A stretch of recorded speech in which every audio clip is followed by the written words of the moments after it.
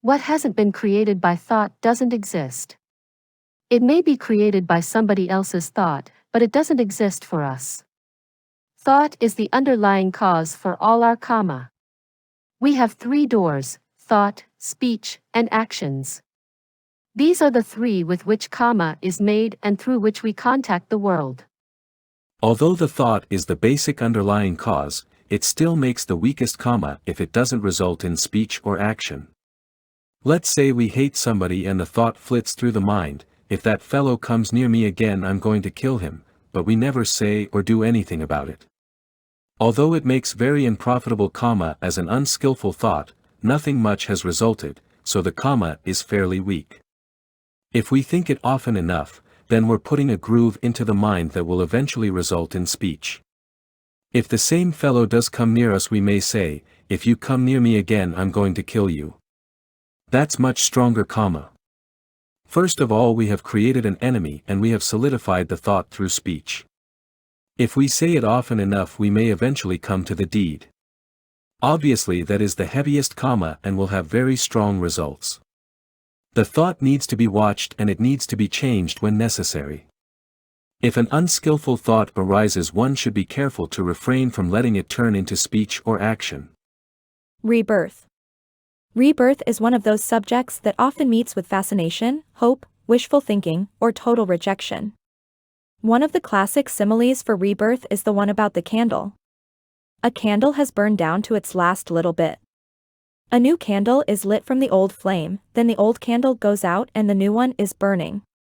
There is evidently a new body of wax, but is it the same flame or a different flame? If you'd have an opinion poll, you'd find the answers half for the same flame and half for a different flame. The truth is neither. What you have is a transference of energy. The heat has been transferred. Heat is energy, and this is what we have in rebirth, a transference of the heat of our passion for life. Our passionate desire for survival, which does not diminish until enlightenment.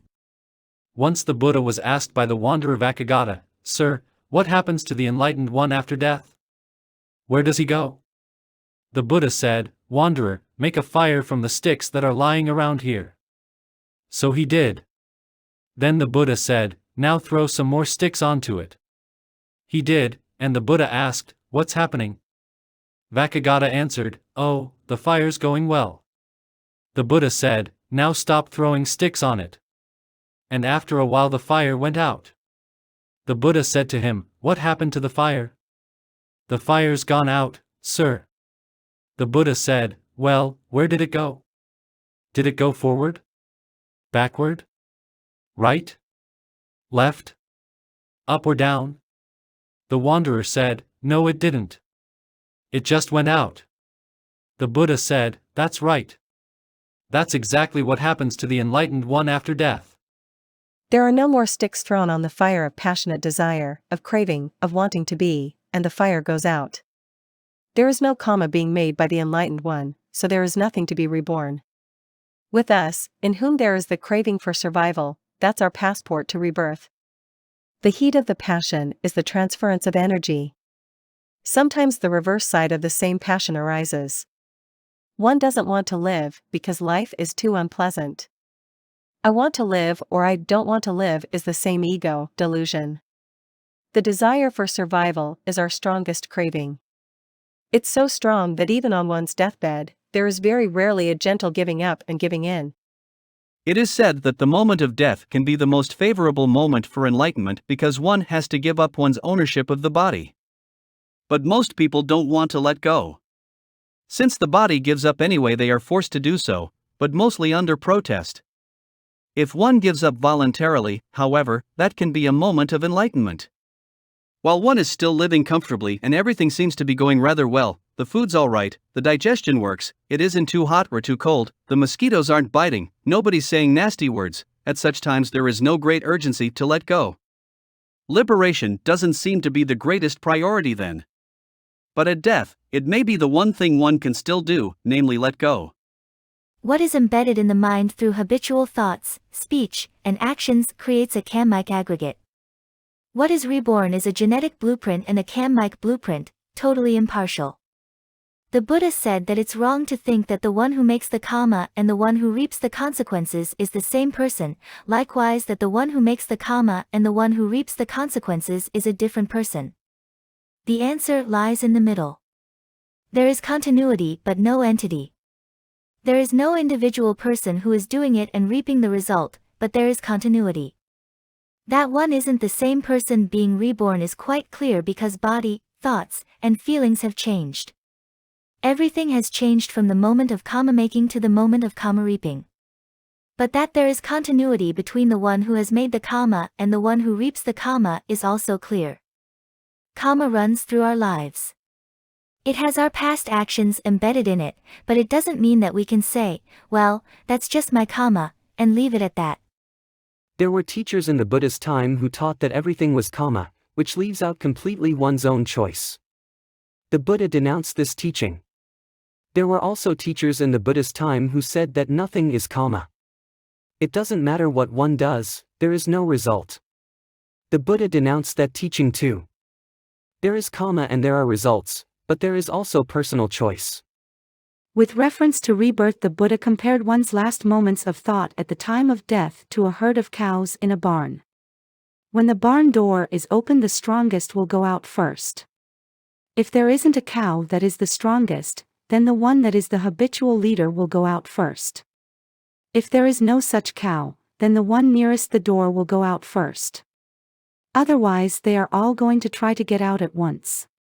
What this means is that one's last thoughts create the impetus for one's rebirth. It doesn't mean that past karma is eliminated, only that our new birth situation is affected. The heaviest, strongest deed we have done will undoubtedly come to mind and give us our new direction. If there is no such deed, then it is our habitual way of thinking that will enter the mind.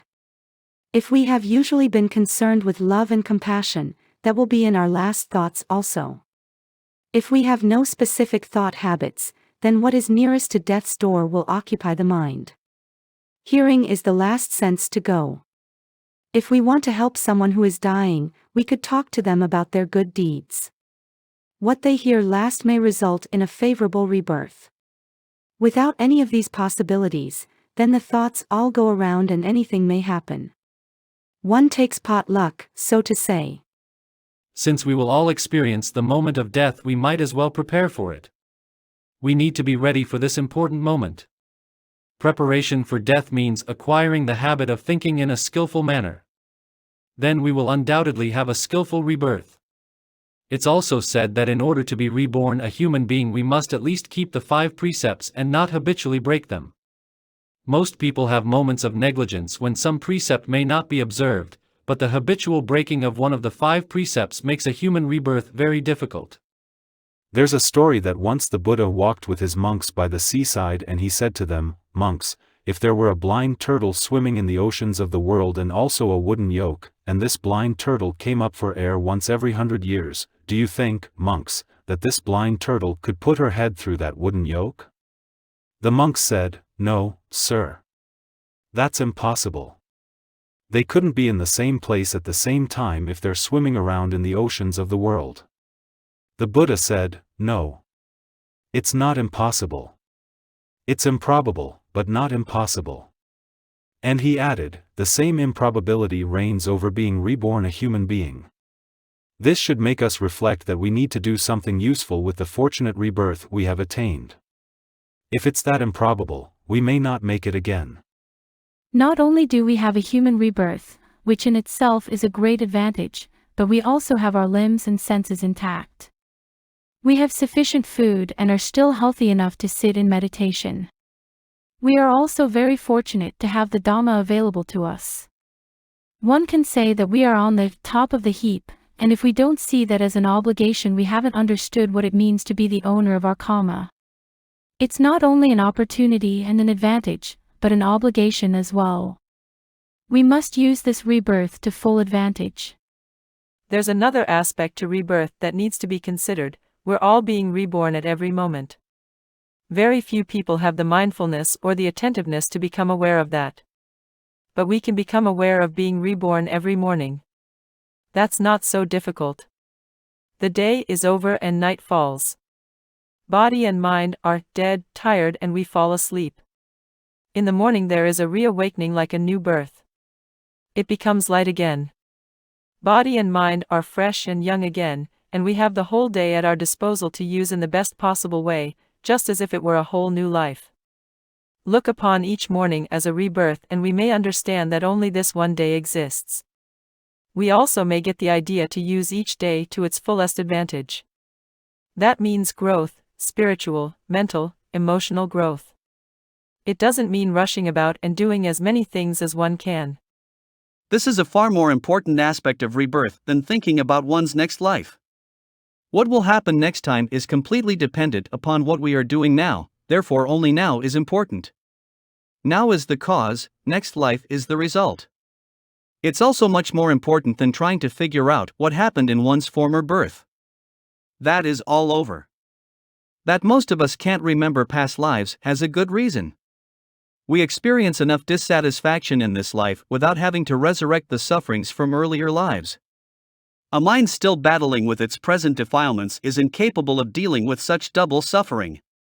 Our rebirth this very morning can bring us that feeling of urgency that is an important ingredient of the spiritual life. Urgency arises when one knows true suffering, the urgency to do it now and not to wait.